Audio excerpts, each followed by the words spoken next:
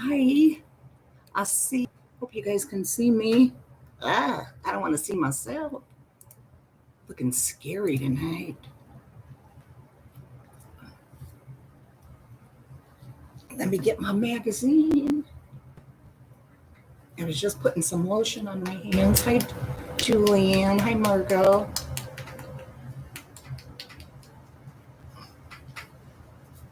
Hey, hey, hey.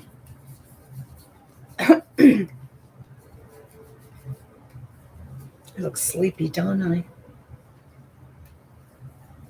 I hope you guys doing well tonight. I just asked Dave to turn down the TV a little.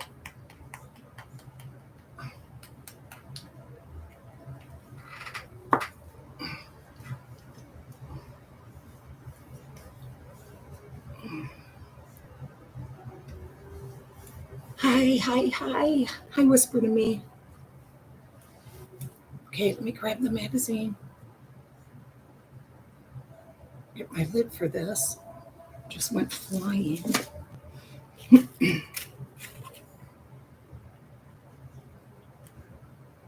Okay, I got it. 1 minute.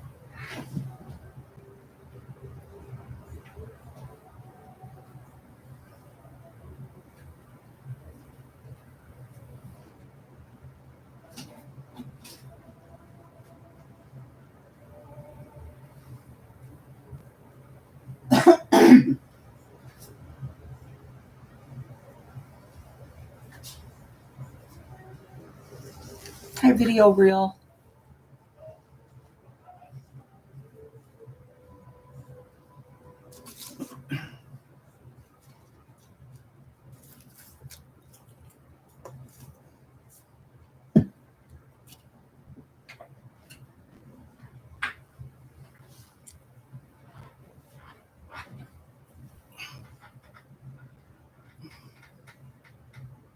Video reel, do you have a new avatar? Or is it just showing up differently on my laptop? It's bright green around the edges. Having my cocktail, Alka-Seltzer. Hi, farm wife from Missouri.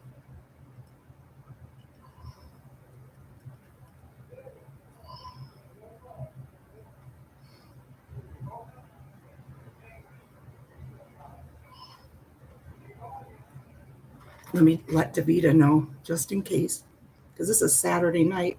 She might still be at work. So it'd be 8 o'clock out there. Should be the Earth with camera. Should be Earth with camera. And say video reel in green. Oh, cool.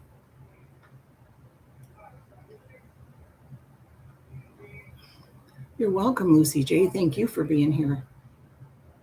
I love reading these, and it's fun reading them with other people that enjoy them.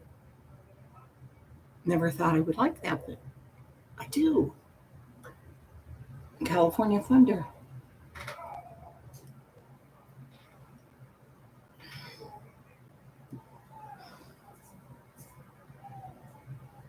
Oh, Lexi. Here. Oh, here, Lexi. Nikki, I'm going to give you Lexi. I'm on the, I can't talk right now. I'm talking to somebody. Here's Lexi. Yeah, I'm fine. You can take it in there, Lex. She's fine. Yeah. I'm talking to my friend online right now.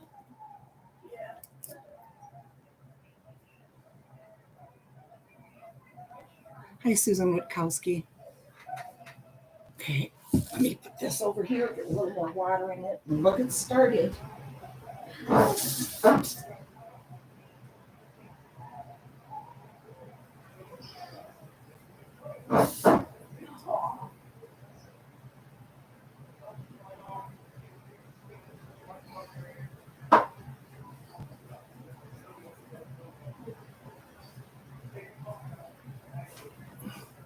Well, I didn't get to let Davita know. Lexi took my phone. Her mom called. So she's talking to her mother. Who's my daughter? Nikki. Hi, Sandy Ellens. Tracy Kloss, you made it. Susan Primavera. I want to apologize for bringing. Anyway, I'm sorry. Oh, I didn't know you were, Susan. When were you mean or rude? I didn't even know, so don't worry about it. Are you from that other channel or something? Oh, video reel, really? That sounds so cozy. It's a clear night here, but it's chilly. It's like, I don't know, 18 degrees, almost a full moon. The sky is clear. There is snow on the ground, not a lot, but enough. It's sparkly in the light. It's so pretty. I was just out there a little bit ago. We're going to read more. Almost done with this one that I've been reading. Hi, Nana May. Hi, Tammy. Lexi's birthday is tomorrow, the 16th. I was on for a minute but woke up. Hey. Aw, Tracy. That's okay, Susan. Welcome. We all can get sucked into creators. Hey, Moo. You know, and the community there and everything. It's all good.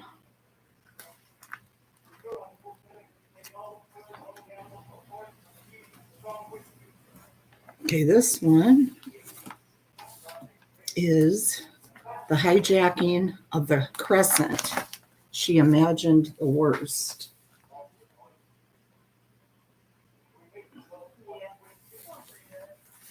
It's all welcome, Susan. Anybody that might be listening on a replay just to relax, hi, and I hope you enjoy the stories. Trying to become more professional now.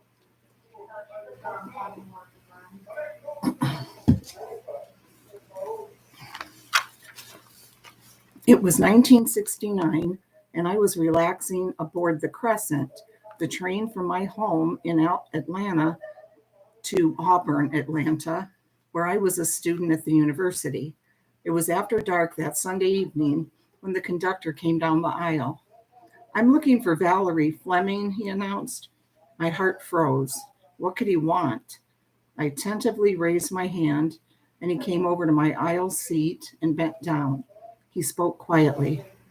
We're going to make an unscheduled stop to let you off the train in Opelika. Opelika, here we go. A town close to Auburn with a station that was usually closed on Sunday nights. There's an emergency, and someone will be there to pick you up. I felt panic rise within me, even as kind passengers near me patted my shoulder and murmured words of consolation. What would have possibly happened to warrant something this drastic? All I could think of was that I had loaned my car to my best friend while I was home in Atlanta. Had Linda had an accident? This made no sense. I was a basket case by the time the train slowed to a stop in Opelika. I stepped down off the train into the dim light of one lone bulb glowing outside the deserted station. The conductor handed my bag down to me just as my college roommate stepped out of the shadows. Marianne, I exclaimed, what's happened? Shut up and get in the car, she muttered as she led me toward a car parked in the dark. But Marianne, was there an accident? Just hush and get in the car, she said under her breath as the train pulled away from the station. She held my arm and opened the door to the back seat, where I saw an unfamiliar male my age. That was Mittens. Garnet's in my bedroom. Hey, Carolyn. She gets here just as I'm having trouble pronouncing a word. But thank you for coming. Hi, Anna. And Kathy. Okay, Carolyn. Yorkville.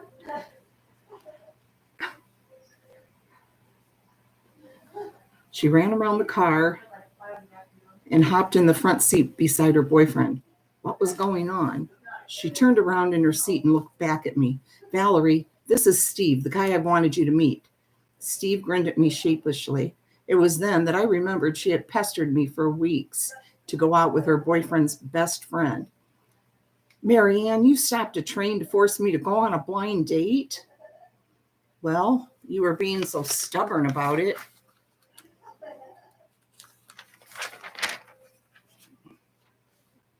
Marianne, your father is the sheriff in your hometown, and you just hijacked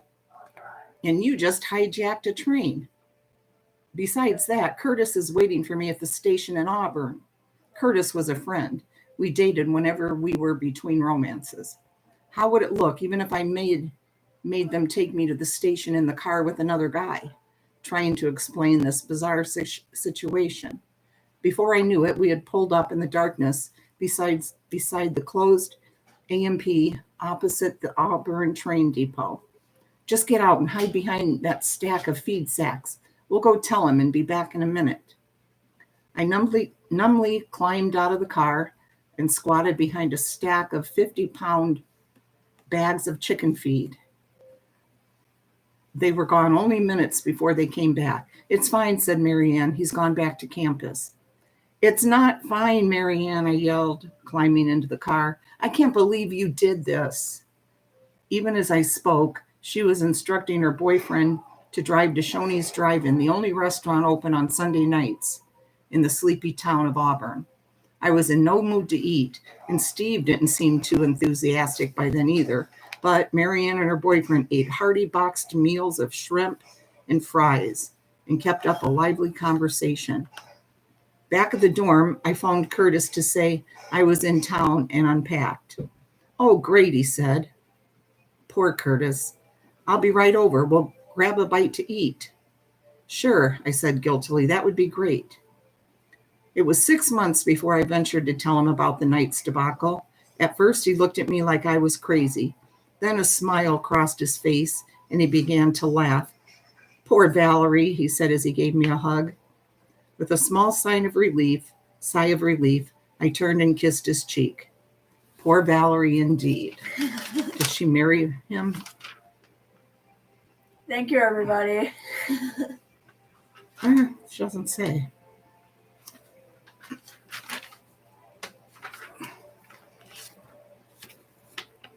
Oh, that's the last. Wait, I think that's the last one in this book. No, it's not. Were you going back? Magazine, I bet. No. Oh.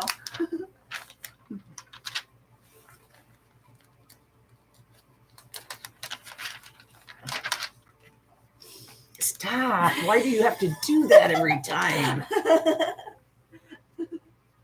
For the views.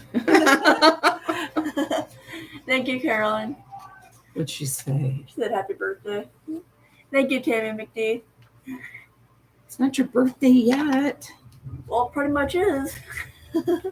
An hour and 45 minutes.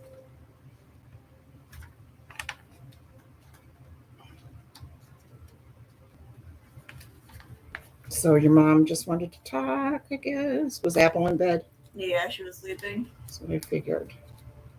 Yeah, I think that's our last one here.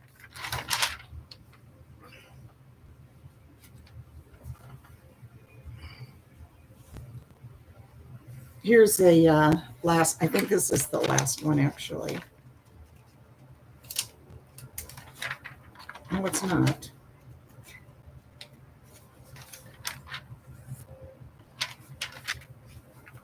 Seed Catalog Dreams. This delivery was better than any Valentine by Ramona Scarborough. Here's a picture of her. Ramona was convinced that watermelon would grow well in her garden. Hi, Bridget. Hi, Yorkville.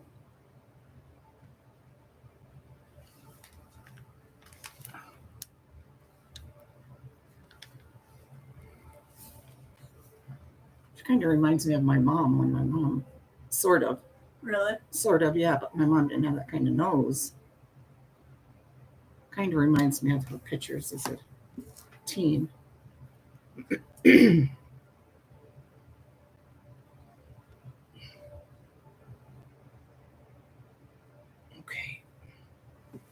In the 1950s, hi Elizabeth T., Vancouver, Washington, the town where I grew up, had dark, dreary, extremely rainy Februaries. But that month, I would hurry home from school to check the mailbox. On weekends, I would open an umbrella and sprint out to meet the mailman. Waiting for a letter from your sweetheart? He teased. I don't have a sweetheart, I said. So what are you anticipating, a big check? Nope, the Burpee seed catalog. That catalog was better to me than Valentine's Day cards. Dave can't turn the TV down. I keep asking him. But he said he did. Probably should have got a couple more cans of coffee. When it finally arrived, I slowly turned the brightly colored pages. Looking at the pictures of scarlet poppies and variegated pink peonies, I never thought about the weeding I would have to do May through August. Sometimes Mama would join me. We would sit side by side at the big dinner table, enjoying the creative descriptions. Peering through her bifocals, she would read aloud. Breathtaking orange blooms, ideal for bouquets, love's full sun. What do you think? She would circle the flower seeds and bulbs she wanted with a black marker. I think I'll put my black-eyed Susans by the fence and some of this blue verbena below them in the flower bed. The previous year, she had ordered pot of gold coneflowers. The profusion of yellow color had spilled over the sides of cement planters on both sides of our front walk. I had lain on the sidewalk between them last summer and watched butterflies use the flowers for landing pads and then flutter away above me. After dinner, when Dad got home from work, he would get out his big sheet of graph paper and the garden plan from last year. The same vegetables never went in the spot they had occupied the year before.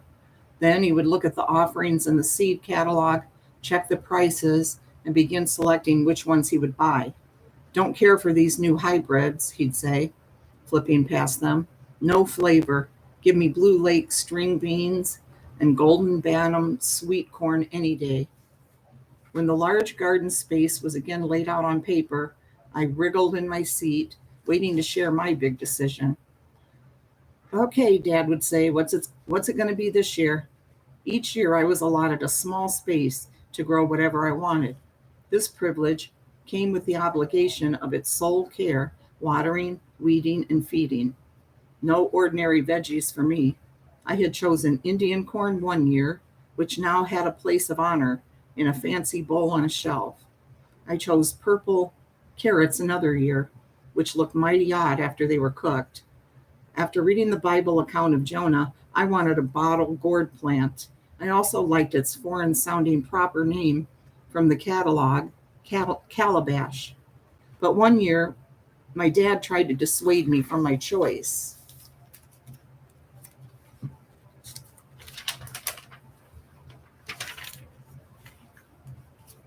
Nicole Griffith.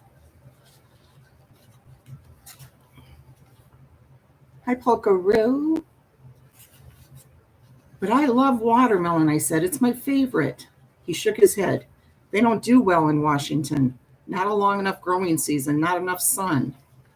But my mouth was already watering, thinking of pressing the red frothy pieces up against the roof of my mouth and letting the juices flow out over my tongue. Also, I was not censored for not being ladylike when I spit out the seeds, because as Mama said, who knows what they might do to your insides. When Dad saw I was not going to change my mind, he said, okay, suit yourself. Burpee's order blank was filled out and stuck in the envelope. I carried it to the mailbox. I smiled as I pictured my watermelon plant pushing its roots deep into the rich compost fortified soil, and its green tendrils stretching and unfurling. The golden flowers would magically turn into green, striped thumpers that would make a satisfying crack when opened. In a couple of weeks, I was again racing to see the mailbox to see if we had received our bounty. February was not so bad when the catalog created garden fever. That month and into March, the garden was soaking up rain and not nitrogen from the lotus Dad had planted at the end of the growing season. In between showers in April, we turned the compost pile and shook it through the wire in the bottom of the tray he had made. I was always amazed at how table scraps, lawn clippings, and help from wiggly worms made such fine, non-smelly fertilizer. Get my drink.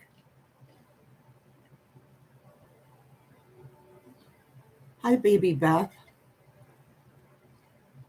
That's cute, baby Beth. Hi, Sour Milk. Oh, I'm great. How the hell are you? Where you been?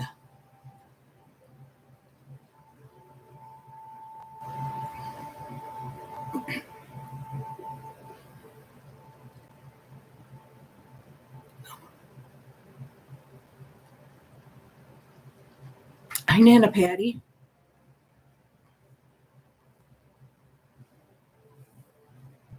Let's see.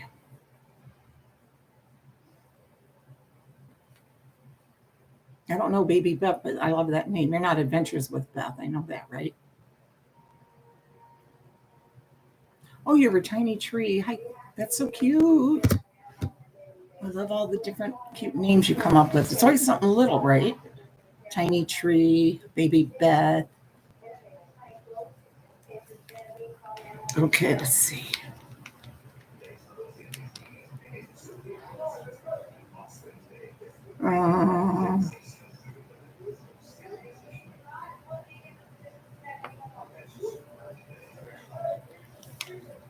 Dad turned the lotus plants under, added compost, and rototilled the soil. Now the garden stood patiently waiting for early June planting. Mama let me put my watermelon seeds on the windowsill to germinate because Dad said the ground was not warm enough yet. I had thrust our garden thermometer 3 inches into the ground and sighed. Nope, not ready yet. Let me ask Dave to turn that down a little more.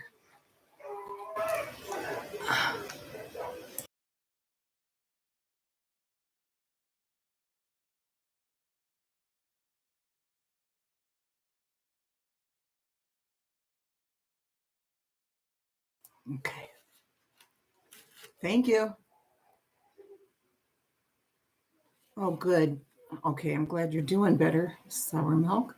We're glad to have you back. Hi, Davita.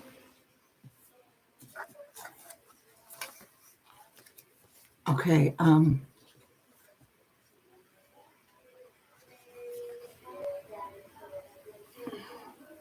I danced around when the first baby sprout appeared in the window pot, and when the ground finally was ready to snuggle around my small plants. As the fledgling vegetation began to shoot up out of the hill and then spread out, I watered it religiously. School was out, and after my chores, I played outside with my friends, but I did not neglect my plants. When the first round balls began developing, I even brought kids by to show off my project. Dad was right. Washington does not normally have hot summers, but that particular year, I remember sitting in the shade on our patio, drinking lemonade and reading books during the hot, humid afternoons. In August, we sat down at the patio picnic table. We ate Mama's fried chicken, potato salad, baked beans, and sweet, succulent watermelon, my watermelon. This small victory in the seed catalog, which banished the depressing gray days of February, are some of my special memories of childhood.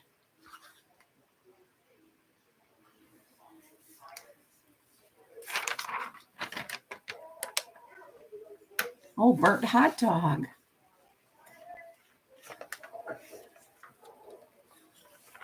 Was it, Tammy, real hot there?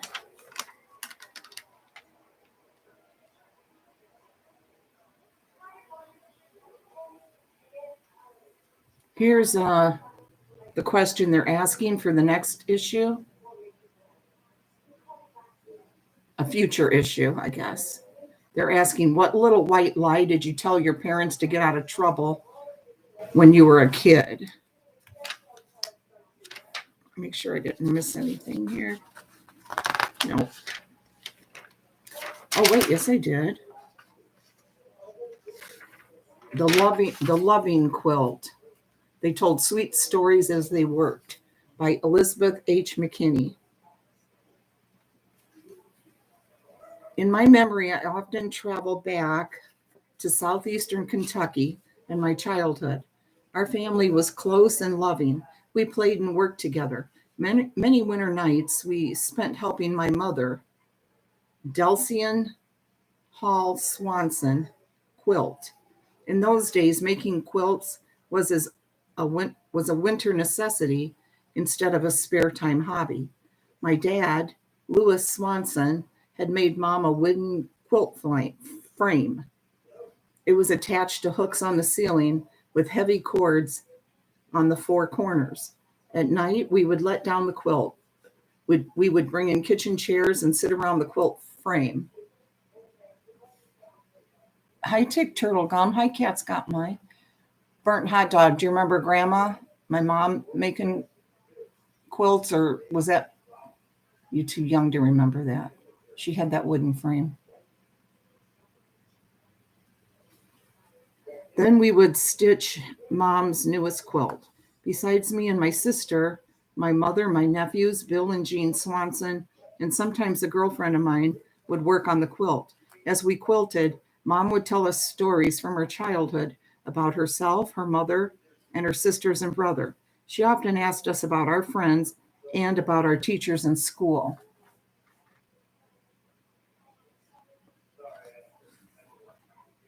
Oh, see, burned hot dog. The quilt I remember best was called Grandma's Quilt, or the Loving Quilt. It was made from my maternal grandmother Liz's dresses and aprons. Grandma Liz wore ankle-length dresses and always wore an apron. She died on December 22nd. Mother had bought her a new dress and apron for Christmas. She died before Mother had a chance to give them to her. Mother took these new clothes, along with Grandma's other dresses and aprons, and made a quilt top. She then put it on the quilting frame to make a heavy winter quilt.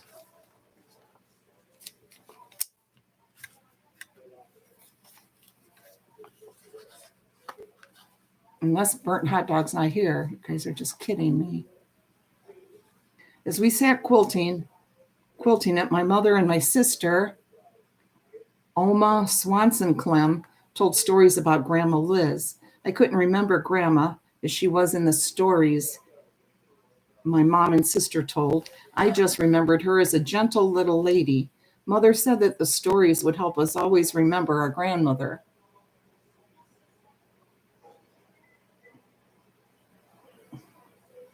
My nephew Gene remembers her teaching him to tie his shoes. No, we haven't forgotten, nor will we ever forget Grandma Liz. The finished quilt was pretty and colorful. Mother used it only occasionally.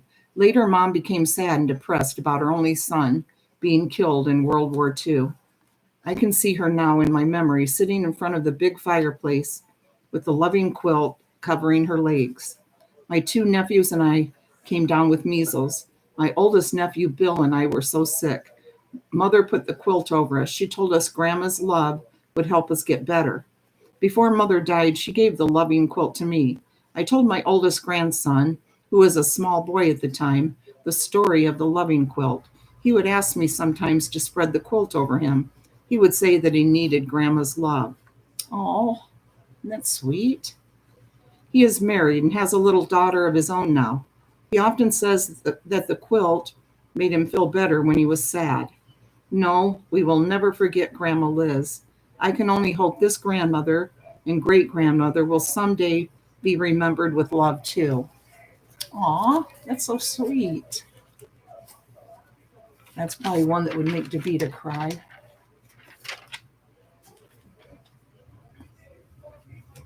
And here's some questions that that they asked and people wrote in from one of the issues.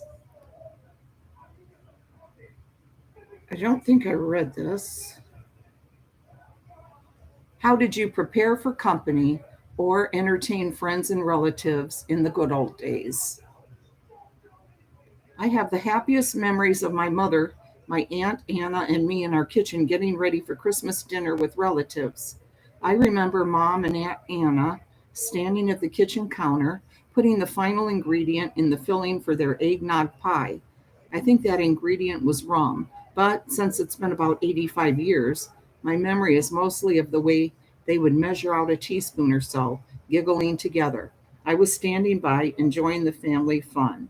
By Elma May Henderson, Highland, California.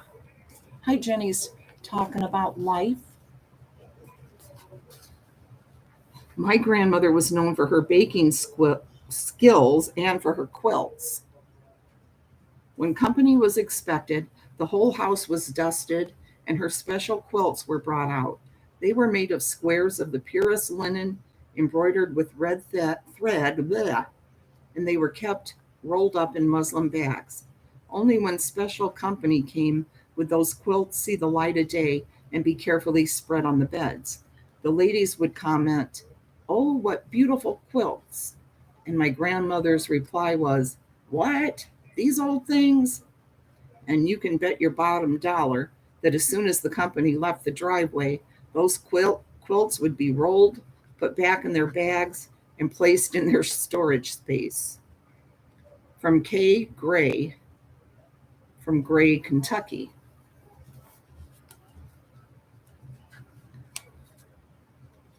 Company is coming. It was like a small tornado going through the house. Grab the vacuum cleaner, grab a dust cloth, and the pledge. The bathroom was next. Comet to the rescue. Guest towels with our monogrammed initials were placed on the towel bars with a warning to us kids, don't touch. Dessert was always banana pudding, and my grandmother always brought her sour cream pound cake. We set the table with the linen cover and cloth napkins. It was the only time we used the good china and crystal. I thought it was beautiful. From Debbie Ellison Joyous, I don't know how to, Jacksonville, Florida.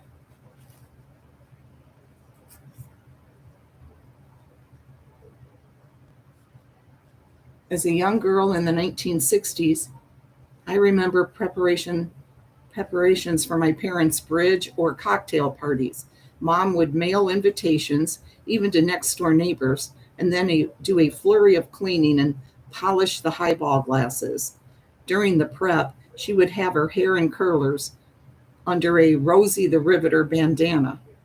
Later, Mom would be in her best dress, and Dad would be in a suit and tie, as were the guests. Children were seen and not heard, so I said hello and went to my room. The upside to these parties was getting to snitch the stuffed celery, shrimp cocktail, and Mom's cheese puffs. Fair enough. From Sarah McDougall Kill, Mapleton Depot, Pennsylvania.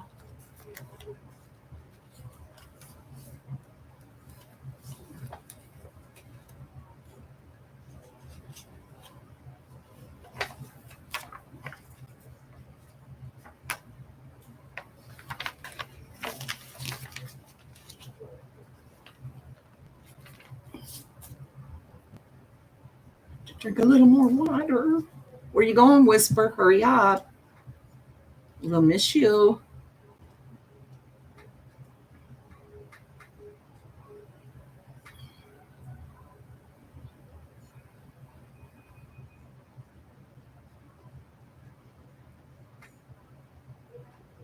Taking a break.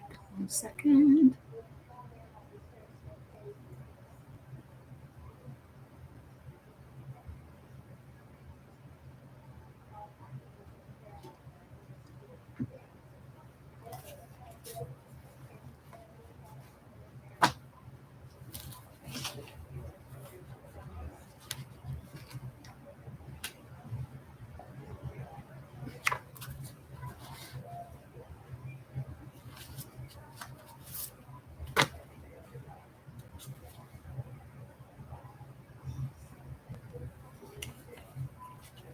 You love the stories list, Tops. Good. Minnie, doing great.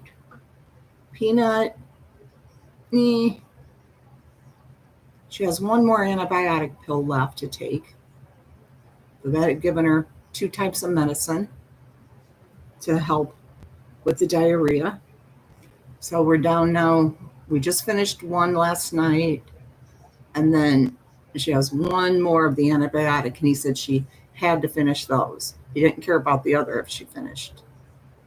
So we'll see. It's eased up a lot. I do have to say that. It's not anything like it was. So, but I'm sure we'll be taking her back to the vet, let him run some tests.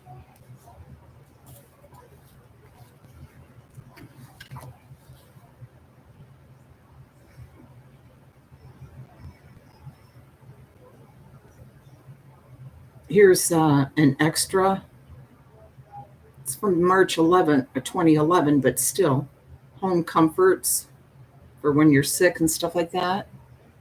Hi, Shirley.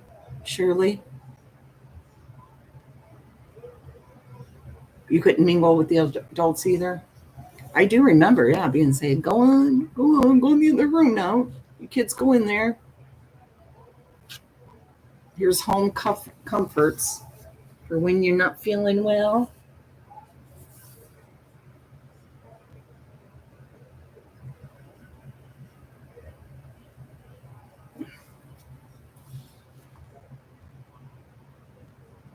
Right, sour milk, exactly.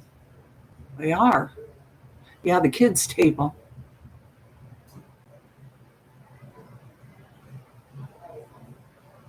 Hi, Debbie O.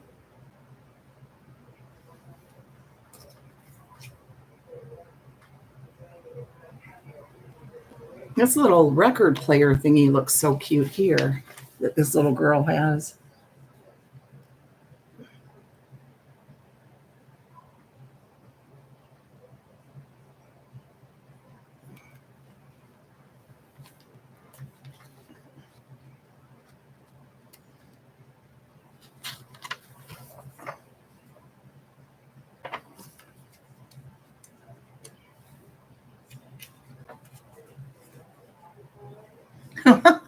Yeah, video reel. Oh, look how cute this picture is here. All this cutout. Carolyn, are you here still? Wanted to show her this.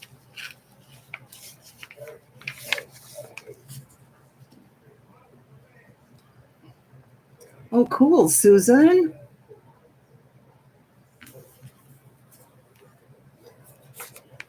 Look, whoops, I don't have it down. There we go.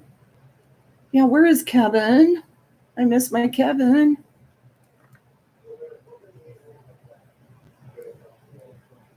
Kevin must be getting to rest, maybe.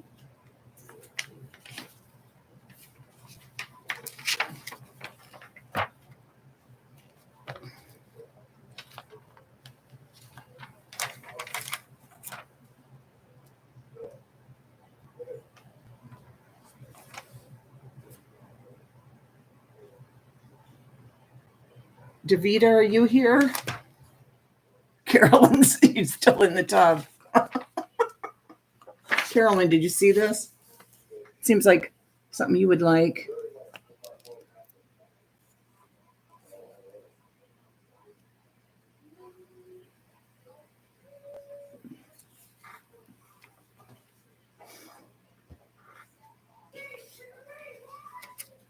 Are you really in the tub or are you just playing around? It does sound good, Nicole. Davida?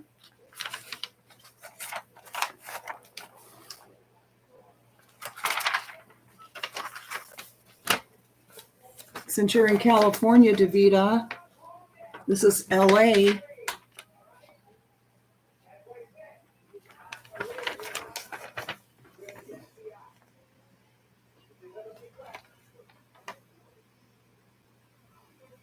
Okay, you saw it. This says if you have a memorable 8x10 or 5x7 photo, you can send it in. And, they might print it.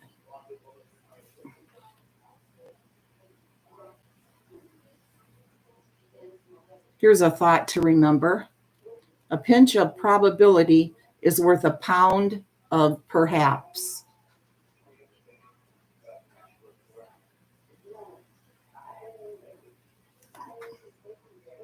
It's different.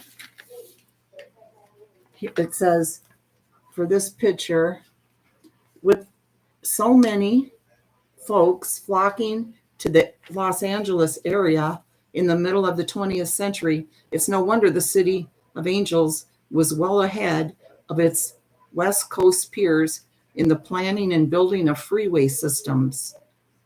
The opening of the Aurora Seco Parkway in 1940 is considered to be the birth of the freeway system in the area connecting Los Angeles with Pasadena. However, the first true freeways as we know them started showing up in Los Angeles in the late 1940s and early 50s. This slide, shared by Mel Glenn of Whittier, California, was taken sometime after mid-1952. We know because it's a 1953 Ford mainline providing the transportation for one of the Los Angeles. Real clear scripture. Why are you doing this?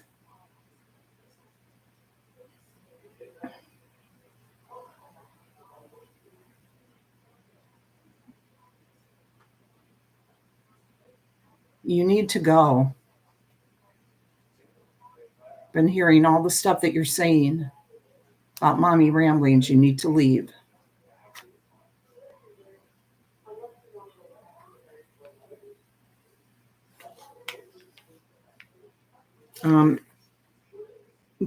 Providing the transportation for one of the Los Angeles Police Department's finest. Mel didn't tell us much about the slide, except that it was taken sometime in the early 1950s from a bridge.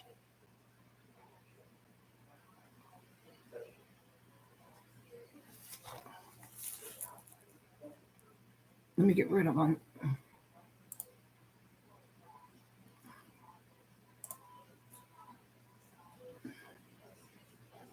It's the first person I've ever blocked on here.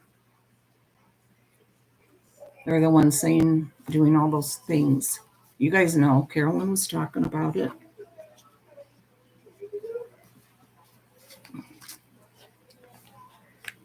Mel didn't tell us much about the slide, except that it was taken sometime in the early 1950s from a bridge overlooking the Hollywood freeway. From our bit of research, we're pretty sure the policeman is standing on the North Benton Way Bridge, looking southwest down the freeway toward the Rosemont Avenue Bridge. Is Davida here or no? The large white building at top left is Queen of Angels Hospital, which now houses the Dream Center, a Presbyterian Pentecostal mission. The turnoff at left is for North Rampart Boulevard. A Reminisce reader can likely add more details or clarification on the location of our colorful photograph.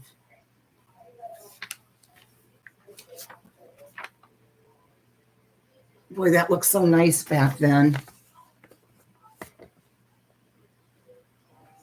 Doesn't it? He's black, Jeannie.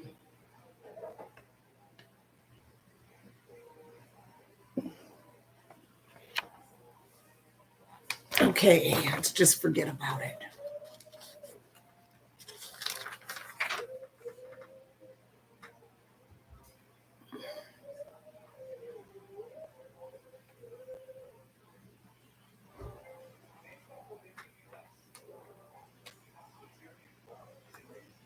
I'm going to skip ahead to the home comforts, okay? Remember the old paddy wagons like in movies?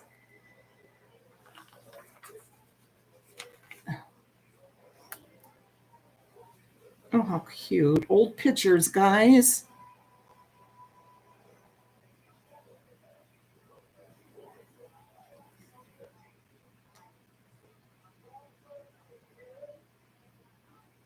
This one lady, I swear she looks familiar.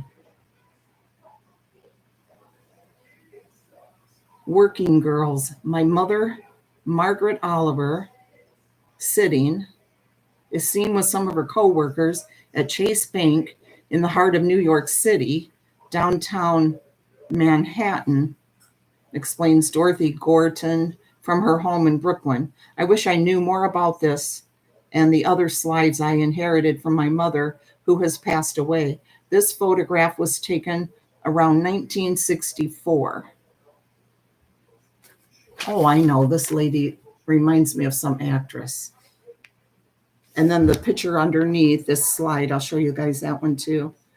Hello, Bright Eyes. This wonderful slide of a kitten lounging on furniture is shared by Nellie Jane Rust of Newburgh, Indiana. The image is from one of many slides from the early 1950s that Nellie Jane inherited from family members. Check out the Great Oriental Drapery and the God Bless America clock.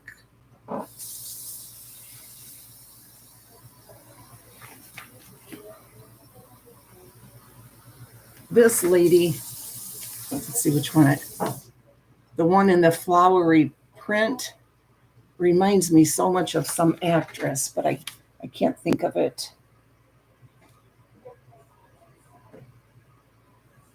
Chase Bank in Manhattan. And the kitty. Check out the clock and the oriental drapes. Hi, Anna.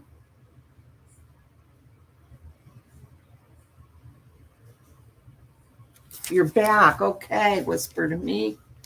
And then here's Sailors in the Sea, is how Rollins Swanson from Richland, Washington, captured this 1954 slide he took in La Jolla, California.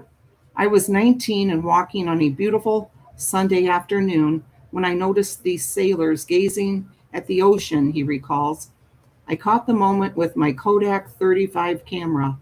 My prized picture brings to mind the John Masefield's verse, I must down to the seas again, to the lonely sea and sky. And then the picture underneath is Cookie Cutter. My 3-year-old brother John helps mother make cookies in 1960 in our kitchen in Lincoln, Nebraska, writes David Faust of Roseburg, Oregon. He took such tasks quite seriously. How cute.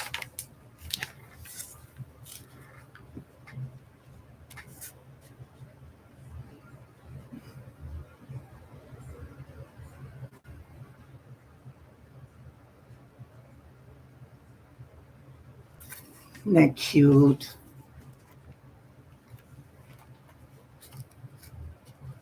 Good night, Susan Primavera.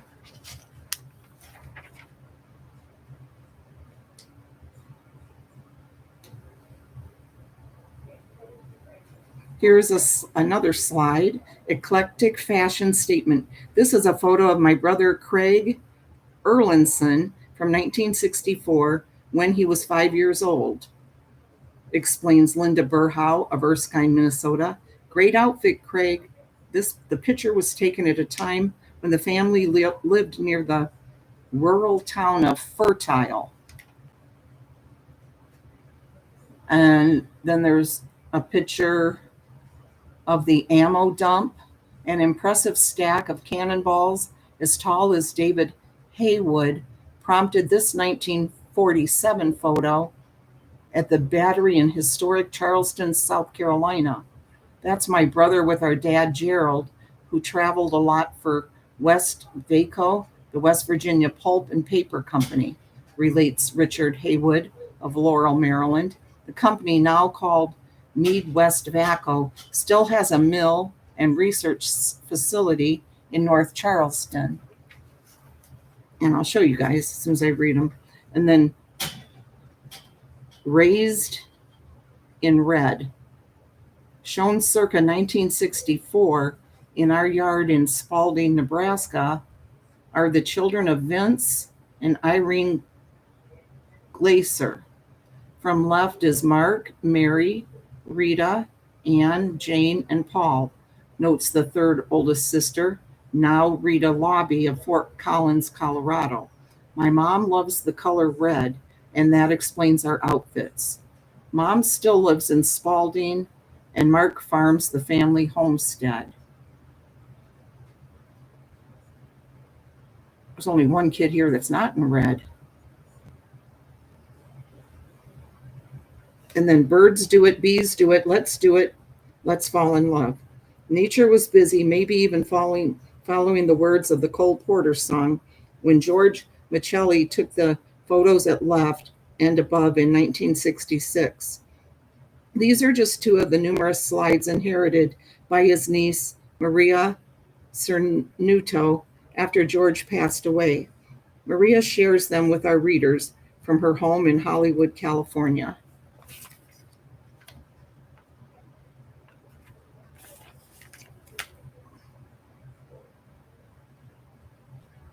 This is cute, the little boy.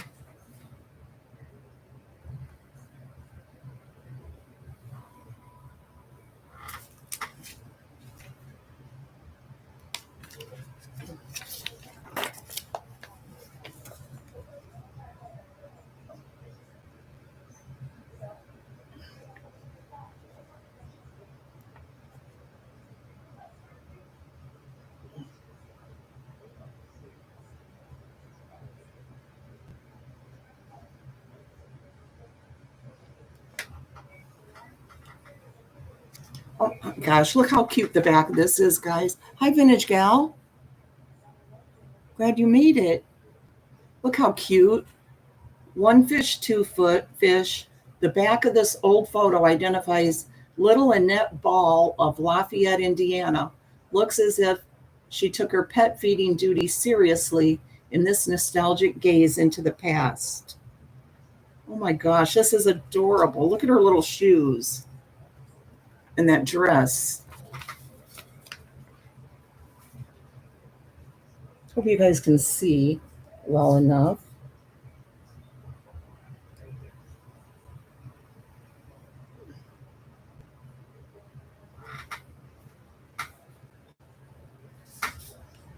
Isn't that adorable, though?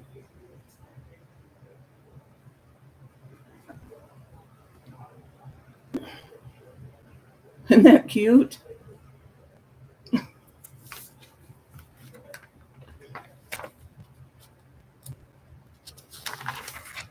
Staying home sick from school.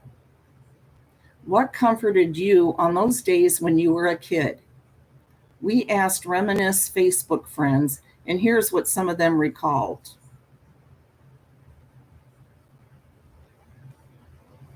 Oh, how cute. Look here. Captain Kangaroo and Lamb Chop.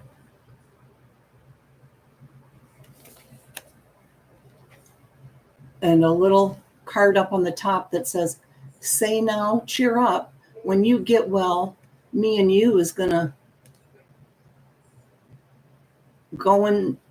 have some great times together. From Miss Nelson. How cute. And then a 7-Up ad. Look at that. Why don't they make the cards so nice like this, how they used to be? I mean, the real nice ones today they cost so much, right? They're not like that. Look at the 7-Up. I guess to make you feel better, a 7-Up float.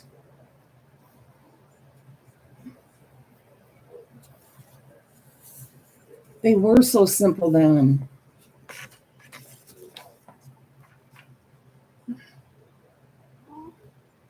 My lamb chop puppet. So that's Sonia Clausel's puppet. That lucky stiff. as Lisa D would say. She has a real lamb chop puppet. I always thought that was the cutest thing as a kid. Okay, staying home, sick from school. What comforted you the most when you were a kid?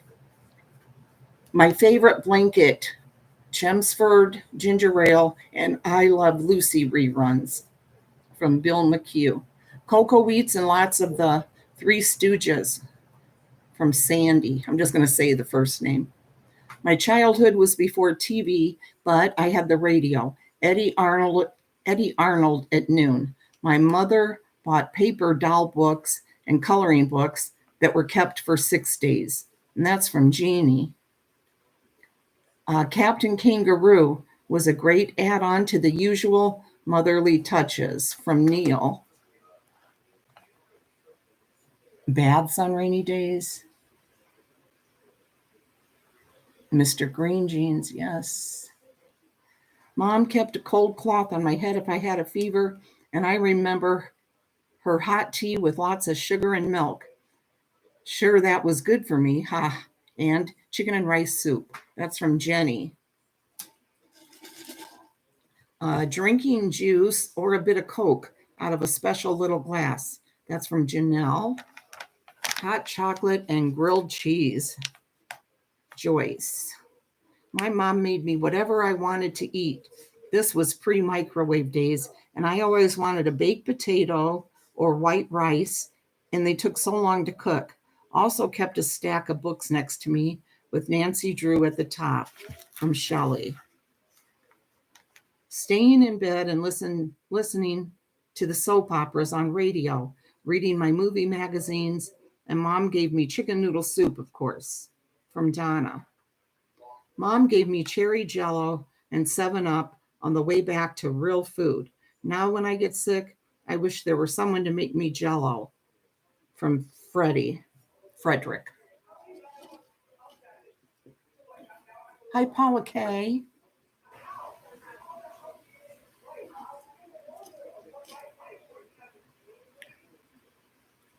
Vintage Gal Ray Rayner, yes.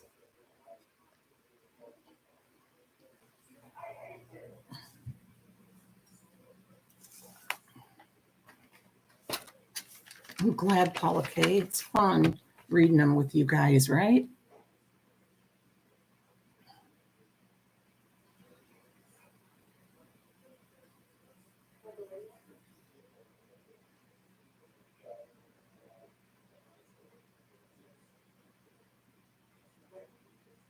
Lamb chop, yeah.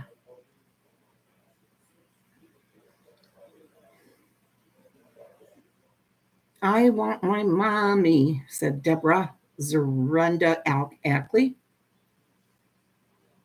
Deborah, I want mine too. When we had stomach aches in the winter, my mom would gather snow and put it in a cup with a little Coke syrup on top, like a slush. It tasted great and it worked, said Kathy Rudd. My dad made me hot pink lemonade, and my mom played pickup sticks on a tray with me when I was sick in bed in the 1950s, from Irvin. Mom made me a Mexican torta with ham and lettuce, and it tasted delicious. It was love that made it taste so good, from Francis. I'd work on my stamp collection while I was in bed, Brenton. Mom let me bring my blanket and pillow into the living room, back when families only had one TV, where I got to watch Rita Bell's morning movies on Channel 7 in Detroit. Popsicles with a Fever, from Brenda Matney.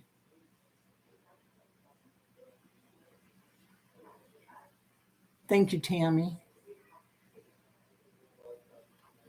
If I had a sore throat, I got a Coke or a 7-Up float.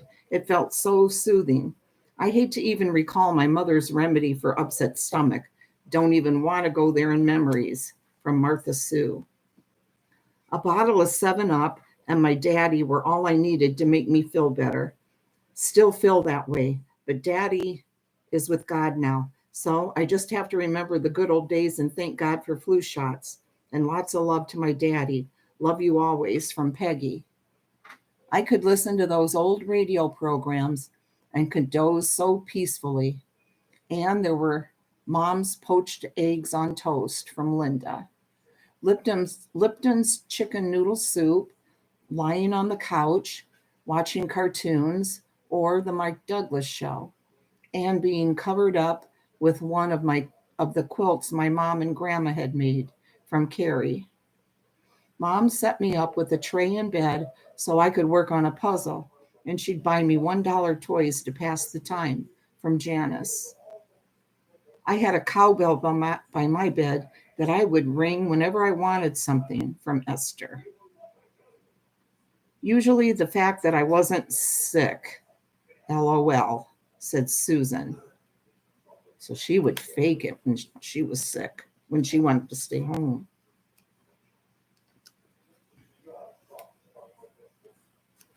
This is neat. They have these little thoughts on the side. A thought to remember. There is no charm equal to tenderness of heart.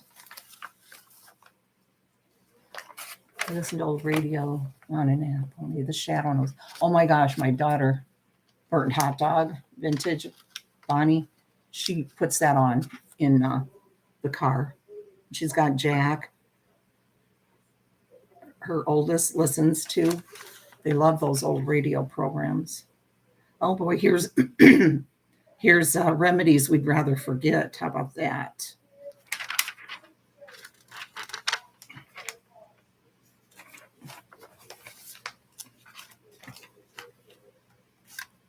Remedies we'd rather forget. These remedies are shared for fun and are not recommended for use.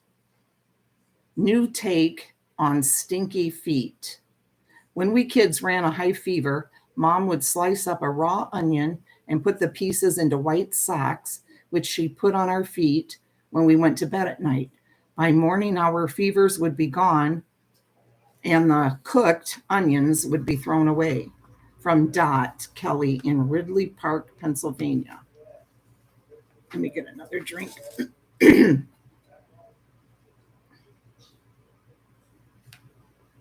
Egg on her face or jaw. Every winter while we were growing up in Texas,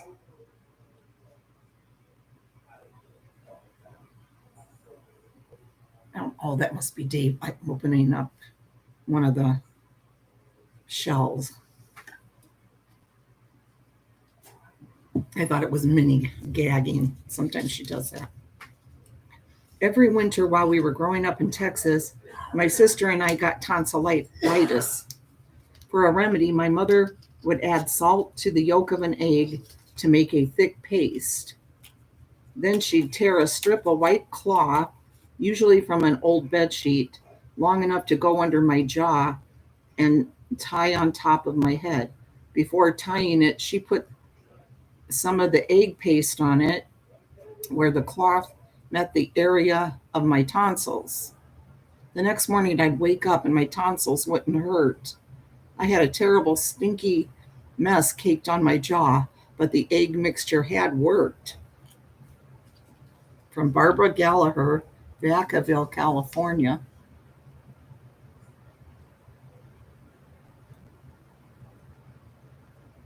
Yeah, Mrs. Grass soup. Yeah, Kelly. I think they still have Mrs. Grass, don't they? Hi, Pamela Patrick.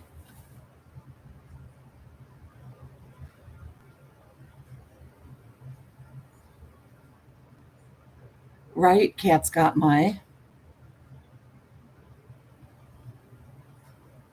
Like how you make them, yeah, how you made them feel. Yeah, shells, Carolyn, nut shells, like walnuts, and got him a bunch of mixed nuts. He likes those in the winter. Get them at the grocery store.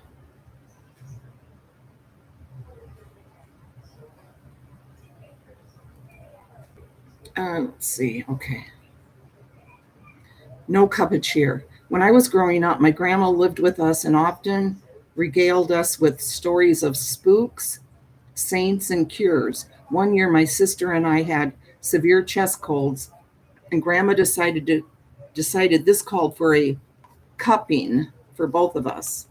Grandma individually wrapped 8 pennies in bits of rag and formed a wick at the top of each.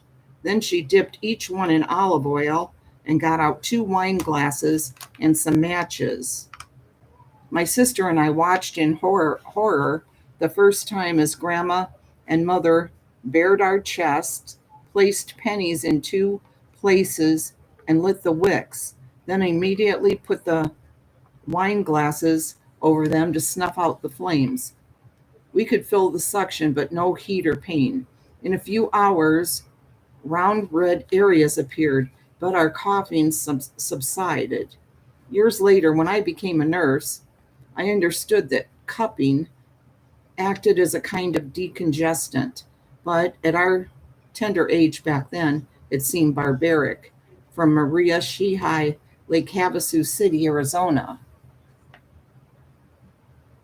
Yeah, Brazil, yep. It's got the almonds, the filbert ones that look like, acorns and stuff. Right, Nicole Griffith? There's something to them, right? Definitely. Here's embarrassing moments. This one's called, Is Bigamy Legal Here? Oh, yeah, that's the little crawler one that is so creepy to everybody.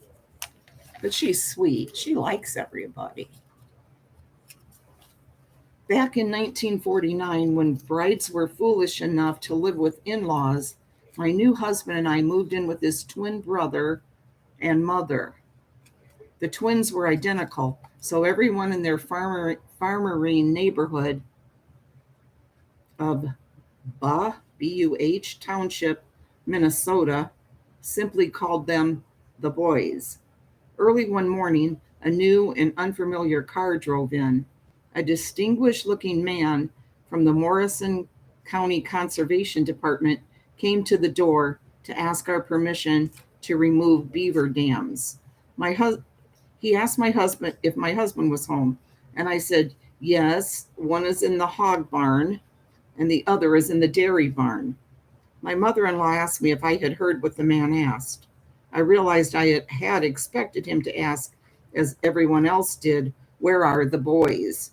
Uh-oh, from Dolores Hoffman, Little Falls, Minnesota. And another one, embarrassing moment, bottle of no return.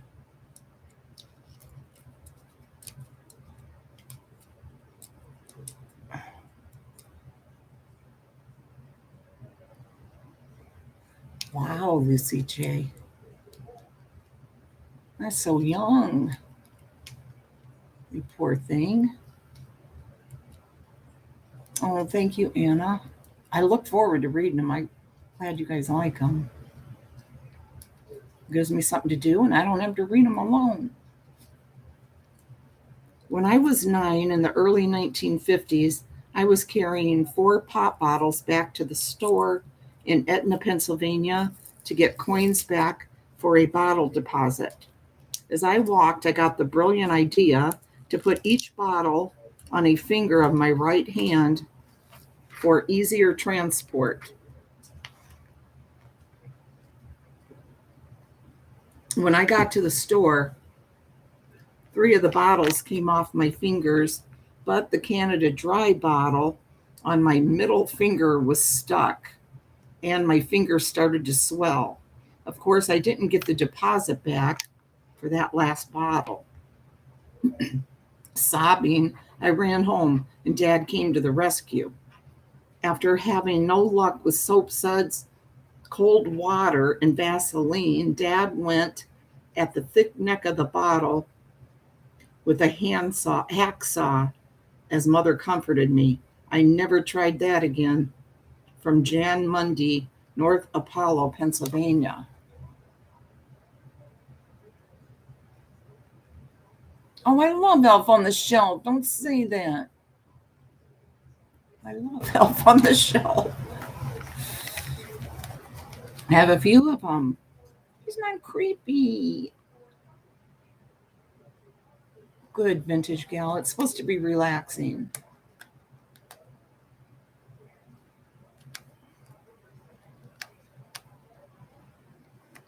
Choice cuts.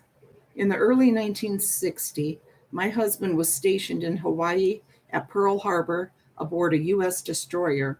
The ship went out to sea for several weeks, and one evening I decided to invite a couple of the Navy wives over for my first little dinner party, sans husbands. The menu consisted of roast beef with all the trimmings.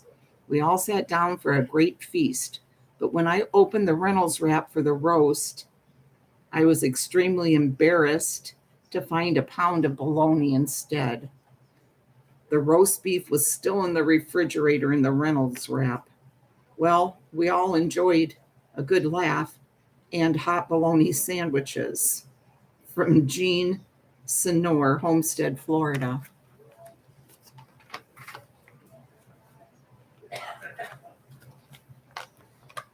Carolyn, how much longer before you're going live, lady? Do you know?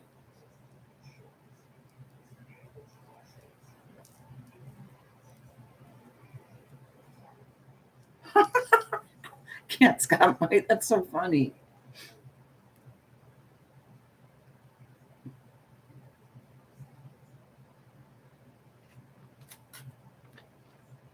We always call it pop here, Kelly B. We never say soda. It's always pop.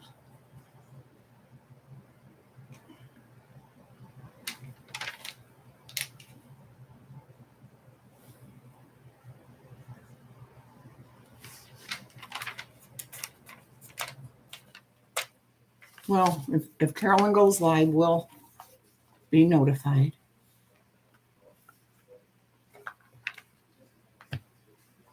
And we'll go until,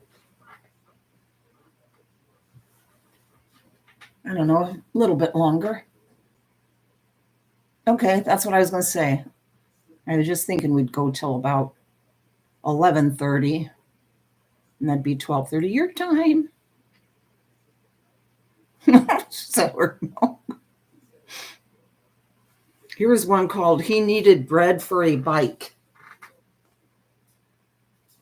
Here's a picture. Making dough to earn a bicycle yielded a generous serving of love in the family kitchen. I'm doing great, Tracy, and I hope you are.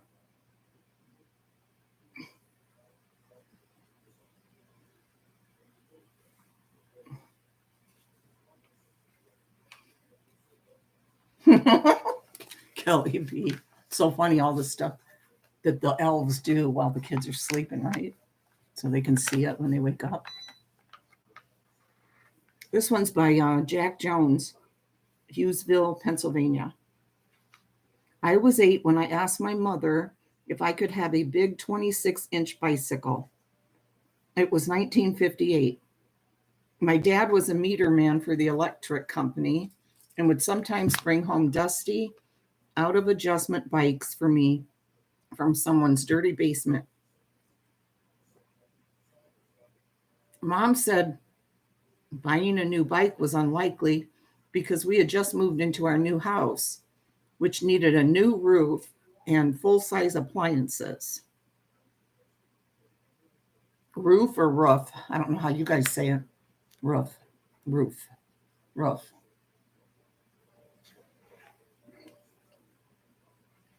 There isn't enough money to go around, she explained, but she said she would think it over. And about a week later, Mom called me to the kitchen table and told me she would make Welsh cookies if I would go door to door selling them.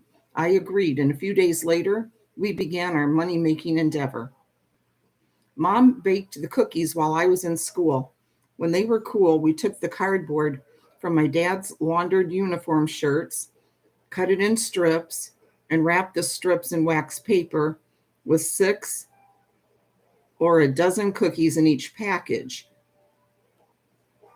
When I came home from school, I put the packages in a small box and started down the streets of town. We also recruited my cousin, Eli Burke, who lived next door. He only lasted a few days, but he told everyone his cookies were fresher than mine. Before I knew it, a neighbor lady asked if my mom would bake bread for her church bake sale. Mom said she'd try. She got out her trusty Betty Crocker cookbook and followed a recipe for homemade bread. It was a big hit.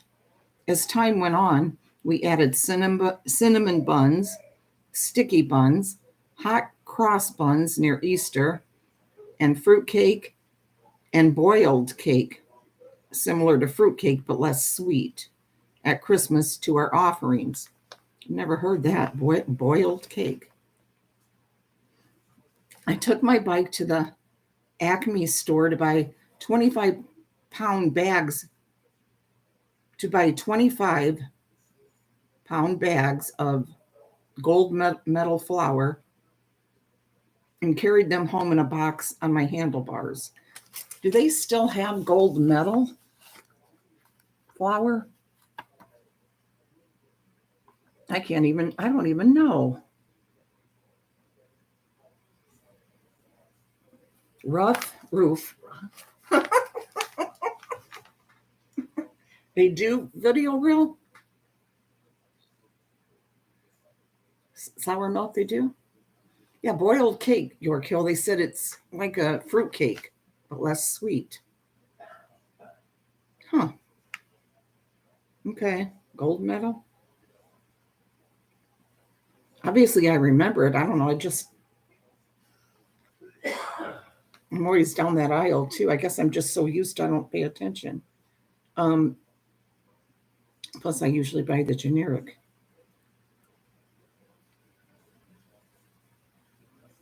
On Saturday mornings, Dad took me to the Minor Hillard Milling Company for whole wheat flour and other specialty items. We began to get regular visits from the gold medal salesman. He asked us how the flour was working and whether we had any ideas to improve it. Lo and behold, 3 months after we started, we had earned enough to replace the roof and appliances. Plus, I got myself a brand spanking new Schwinn Panther bicycle. We continued the business for 3 years. When I was 12 and about to enter 7th grade, it was decision time. I had 6 more years of school. If I decided not to pursue my education after high school, Mom hoped to open a combination bakery and restaurant on Wyoming Avenue in the borough of 40 Fort, Pennsylvania. But there were other considerations. If we did that, we would have to meet the regulations for a commercial bakery, and we could probably expect more trouble from the larger delivery bakeries that were already giving us a hard time. So Mom decided to return to her first profession, teaching, as a substitute teacher. Shortly after, she was recruited to become one of the 2 women to begin special education classes in the Wyoming Valley area.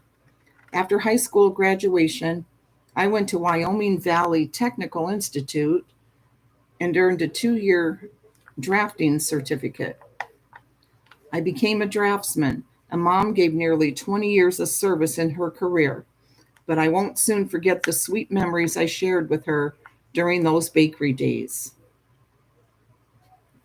They must have been doing pretty good for the companies around the area to get so upset with them, right? And here we go with prices from the past. Let's see, it's 11:20. We'll go 5 more minutes.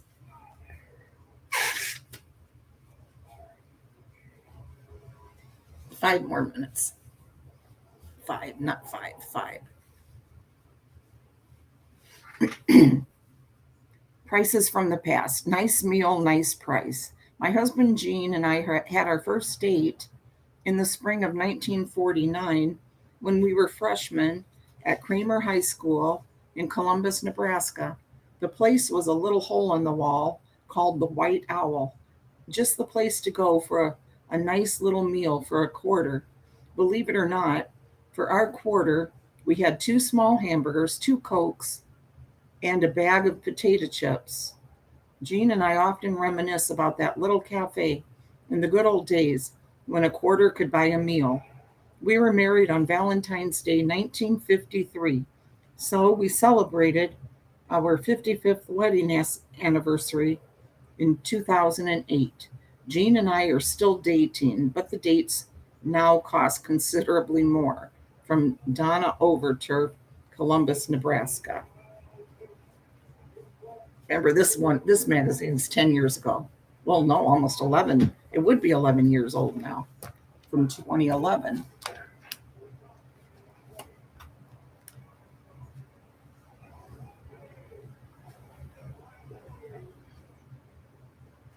Round numbers. Can you imagine 10 payments of $60 a month, a grand total of $600 for the purchase of a 1920 Chevrolet? Asked Annette Gandolfo of Oceanside, New York. I found this paperwork while going through items owned by my deceased aunt. The payment schedule is signed by my Uncle Samuel Volinetz. Chevrolets from 1920 ranged from $795 to $1,885, but prices dropped during the model year.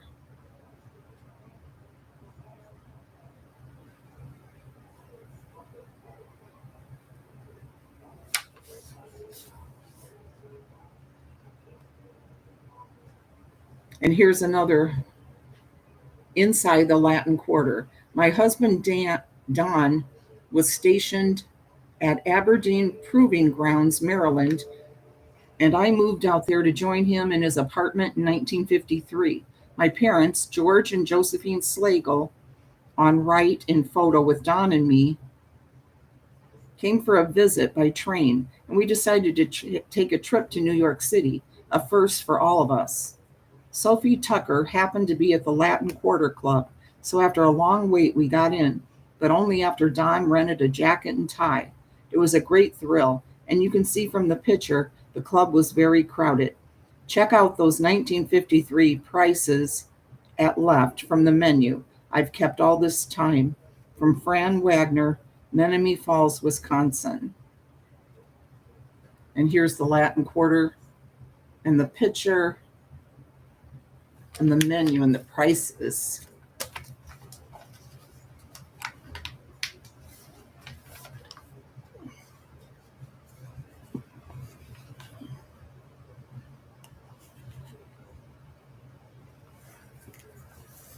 You probably can't make any of them out.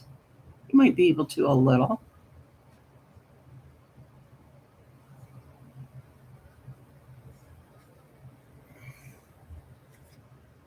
We can look at some more on the next time that we meet. I'll put the marker right here. Gotta go because Mommy Ramblings is going to start her show. It's time for the Mommy Ramblings show.